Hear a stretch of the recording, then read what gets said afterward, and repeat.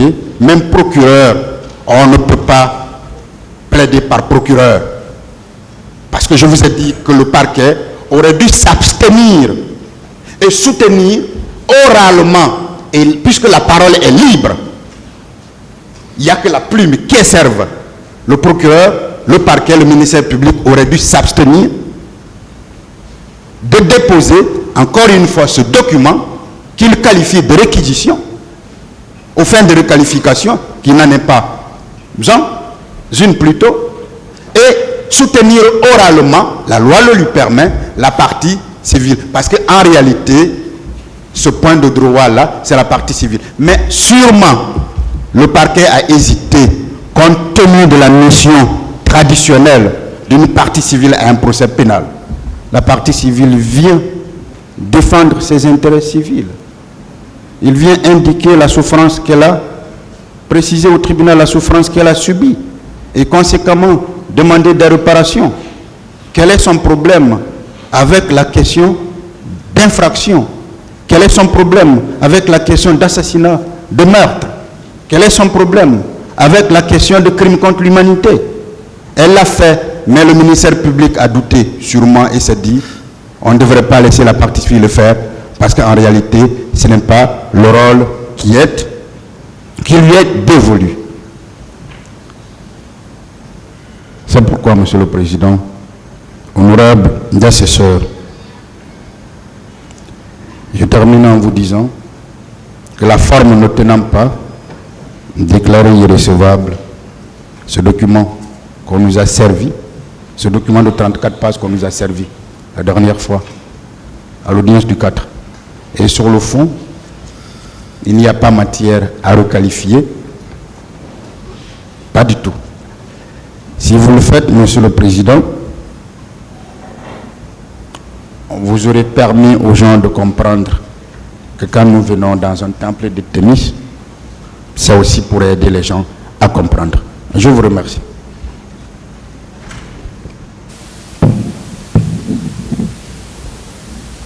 Il n'y a personne.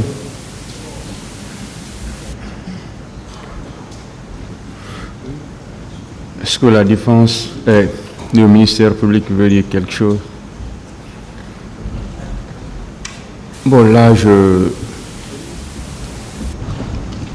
le tribunal interviendra maintenant à tout moment pour arrêter s'il s'agit de faire des répétitions.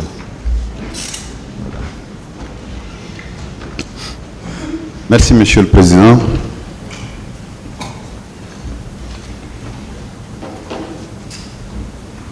Monsieur le Président, distingués assesseurs,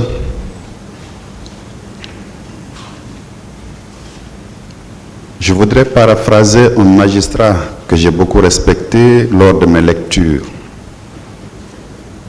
C'est Pierre Drey, qui a été, comme vous, juge de manière discontinue pendant une quarantaine d'années et qui a fini comme président honoraire de la Cour de cassation française. Monsieur le Président, ce haut magistrat, quand il était à votre place, pas très exactement parce que lui présidait des assises, des débats de ce genre menés, je le cite de mémoire, il lançait toujours à vous, acteurs de ce procès, vous avez fait de demande au tribunal de décider. Monsieur le Président, côté ministère public, nous n'allons pas vous garder longtemps parce que nous estimons que rien de nouveau ne vous a été dit. Nous vous avons produit des réquisitions écrites datées du 1er mars. En sus de ces réquisitions, Monsieur le Président, Messieurs les assesseurs, hier, après le passage des avocats de la défense, nous avons pris la parole pour détailler point par point ce qui sous-tendait nos réquisitions. Donc, nous maintenons in extenso ce que nous vous avons dit hier et ce qui est contenu dans nos réquisitions écrites. Nous n'en rajouterons rien. Merci, Monsieur le Président. Merci, Messieurs les assesseurs. Est-ce que les conseils des parties civiles ont quelque chose de nouveau à dire au tribunal?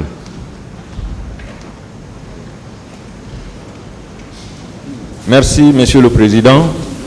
Merci, honorable assesseur. Nous allons répondre en quelques mots, sans rentrer dans des débats académiques, dans des débats d'école, sans se référer à ces grandes références qu'ils ont citées, notamment les doctrinaires qui nous ont vraiment été très utiles à la faculté de droit. Nous les rendons hommage. Monsieur le Président, je pense que la défense a compris qu'elle est carrément tombée hier et elle tente de se relever, mais il est impossible pour elle de se relever. Je commence par l'article 19 du statut de Rome qui a été cité par la défense sur la possibilité de faire la contestation sur la compétence de la Cour ou sur la recevabilité d'une affaire. Monsieur le Président, je rappelle que nous ne sommes pas devant la Cour pénale internationale pour décliner son incompétence ou pour soulever l'irrecevabilité d'une affaire. Nous sommes devant une juridiction nationale. Parlant de l'ordonnance de renvoi, Monsieur le Président, on vous a dit ici que ce n'est pas une seule ordonnance, mais qu'il s'agirait de 3 ordonnances. Une ordonnance de requalification, une ordonnance de non-lieu partiel et une ordonnance de renvoi devant le tribunal criminel. Je ne suis pas d'accord, Monsieur le Président. J'estime qu'il s'agit d'une seule ordonnance qui a statué sur 3 volets. Le volet de requalification, le volet de non-lieu partiel et le volet de renvoi devant le tribunal criminel que vous présidez ici, Monsieur le Président. La défense est allée jusqu'au niveau du Code de procédure civile en parlant d'identité de cause et de partie. Mais, Monsieur le Président, je dois vous avouer que s'il y a eu identité de cause lors de la demande de requalification, et présentement, Monsieur le Président, il n'y a pas eu identité de partie. Je renvoie tout le monde à la lecture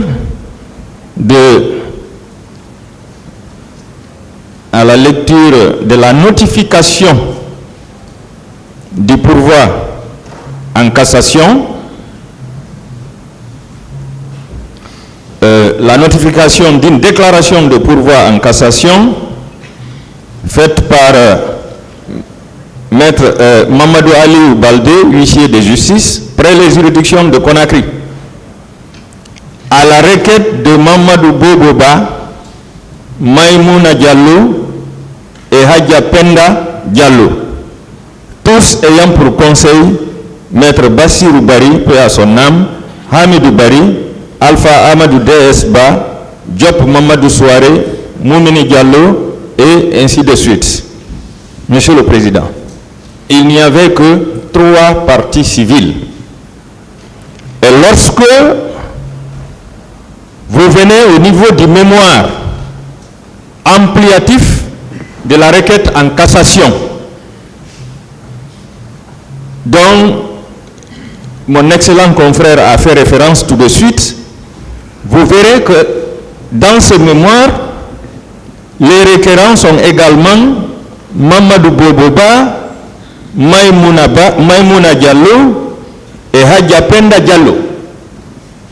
3 parties civiles.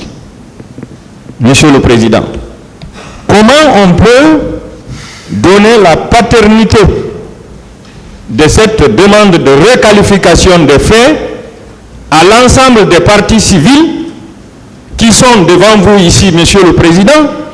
Je rappelle qu'il y a plus de 900 partis civils, Monsieur le Président, dans ce procès.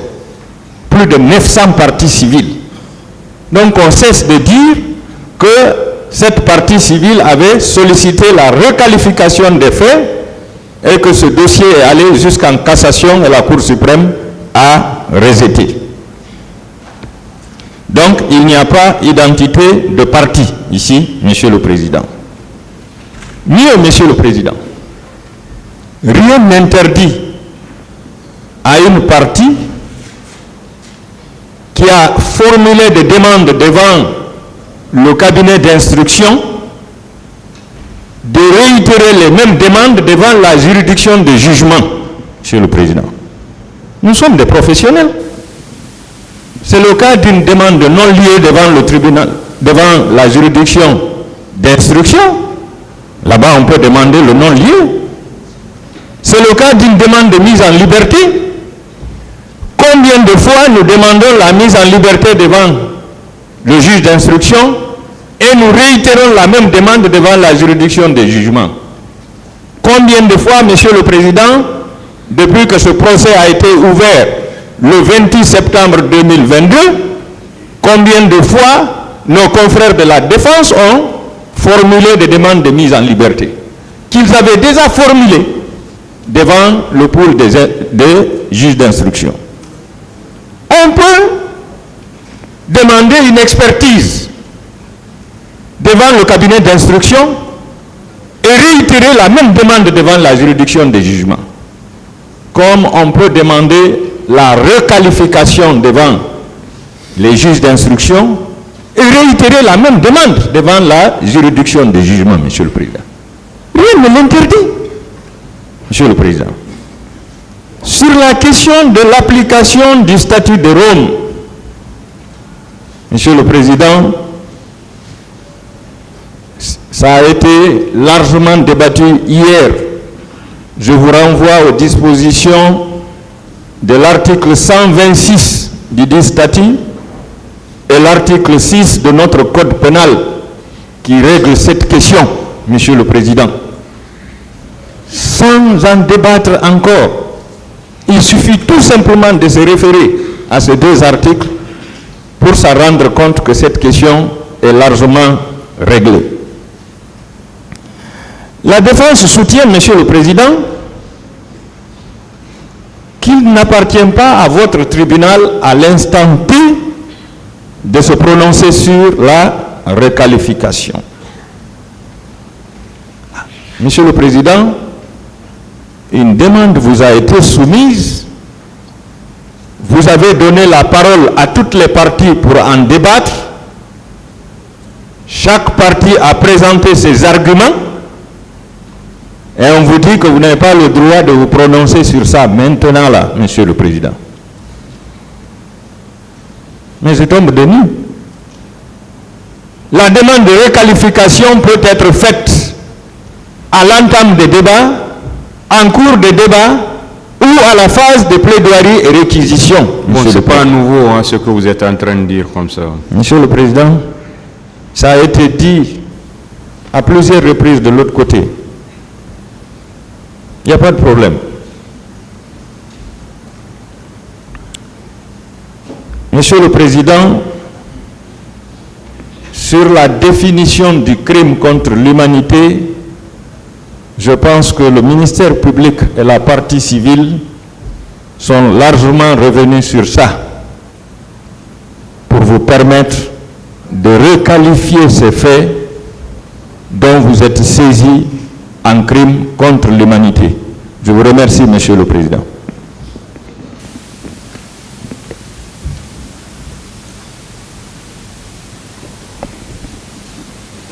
Monsieur le Président, nous avons constaté une évolution ce matin. En fait, au niveau de la défense, on nous a parlé de requalification, de non-lieu partiel et de renvoi. Mais ce que nous observons Et c'est ce qui est évident, c'est que vous n'êtes saisi que du renvoi. Vous n'êtes pas saisi de la requalification ni du non-lieu partiel. Et en tant que juge pénal, si je peux le dire même, juge criminel, vous n'avez pas des yeux pour voir ce qui se passe ailleurs, ni des oreilles pour entendre ce qui se dit ailleurs. Mais vous avez les éléments de votre dossier. Monsieur le Président, vous n'êtes pas saisi de la requalification ni de non-lieu partiel. Donc, on ne peut pas vous l'opposer. Ensuite, Monsieur le Président, nous avons entendu depuis le matin, à chaque fois qu'un confrère de la défense intervient, il termine par des prières. Ils ont le sentiment, ceci, qu'ils vous prient. Mais, Monsieur le Président, nous ne sommes pas dans une maison de culte où on prêche la pitié. Bon, ça n'a pas de sens. Nous sommes dans un tribunal. On doit vous convaincre, on ne doit pas prêcher la pitié. Je vous remercie.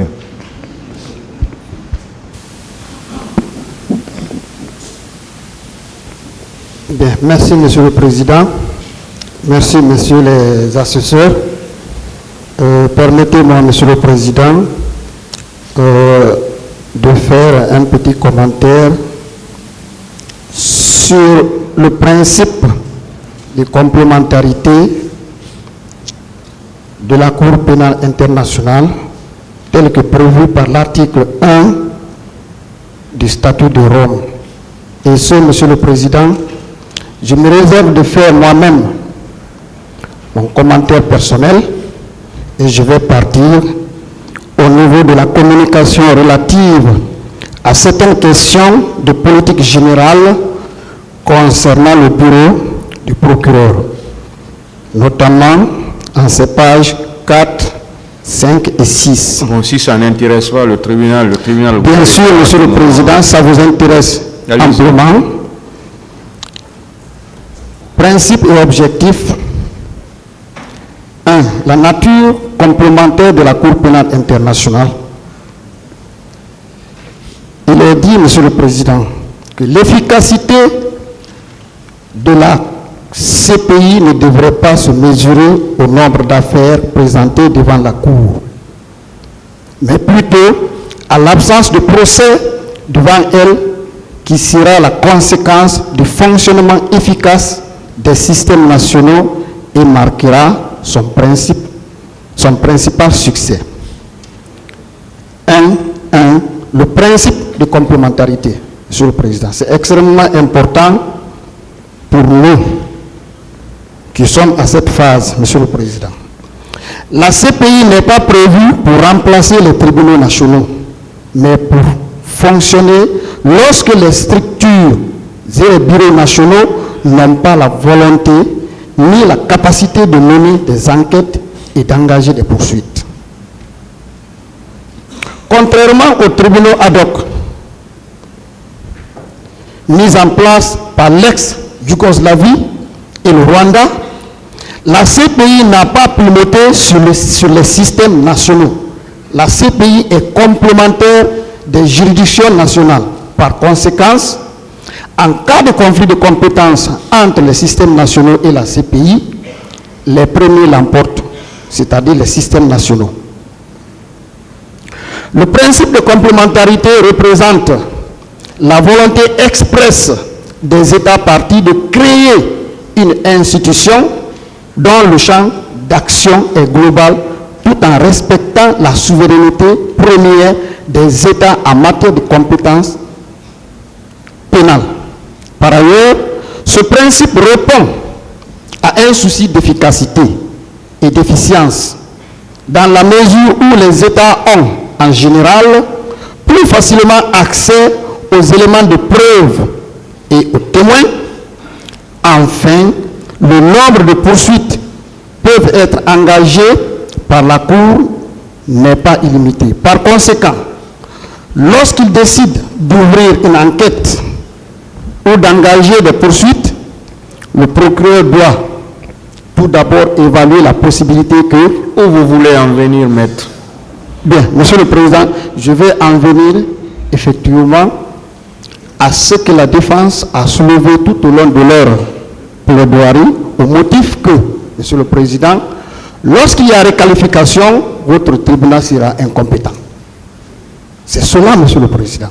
Qu'en cas de requalification... Ça a été longuement discuté, voilà, ce n'est pas un sujet nouveau, maître. Bien, merci Monsieur le Président. Et je vais le résumer, effectivement. Alors, Monsieur le Président, en tenant compte donc de cette complémentarité, nous pensons que lorsqu'il y a requalification, il n'y aura ni de reprise de débat, encore moins votre incompétence ne peut être soulevée. Tout ça a été dit. Bien. Monsieur le Président, en ce qui concerne donc l'application de la nouvelle loi, cela est amplement prévu par les statuts de Rome. Le statut de Rome, en son article 24, prévoit, tel qu'il est dit à l'article 6 du Code pénal guinéen. Et je vais lire le passage, Monsieur le Président, juste l'article, la partie qui concerne.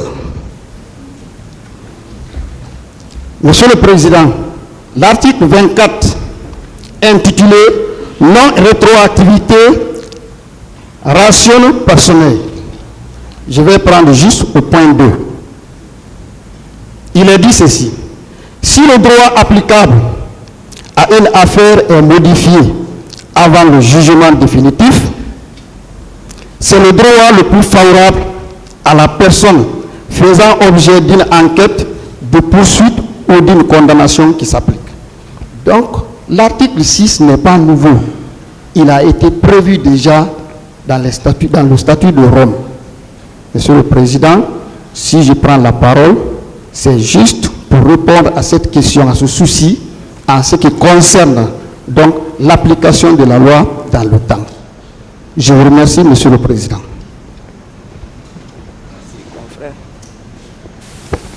Je vous remercie, Monsieur le Président, Messieurs les assesseurs. Permettez-moi, Monsieur le Président, quand j'ai quelque chose ici, il faut que je le dise. Je voudrais quand même, je veux me le permettre, de saluer votre patience pendant ces 3 jours. Je le salue avec vos assesseurs. Je me permets aussi de féliciter la défense. Ils sont dans le rôle, les avocats, ainsi que le ministère public. Je salue et je remercie Madame la greffière et Monsieur le greffier. Je salue et je remercie mes confrères ici, surtout ma consoeur, qui se sont battus pour défendre le droit, pour que notre justice là, ça c'est un honneur, hein? Nous sommes vus par le monde. Et je remercie aussi le public et les médias. Que Dieu nous guide, que Dieu nous aide dans ce pays, que Dieu nous donne des cœurs pour qu'on se réconcilie. Et je vous remercie.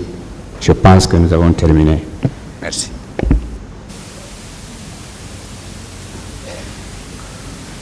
La défense a quelque chose à dire de nouveau?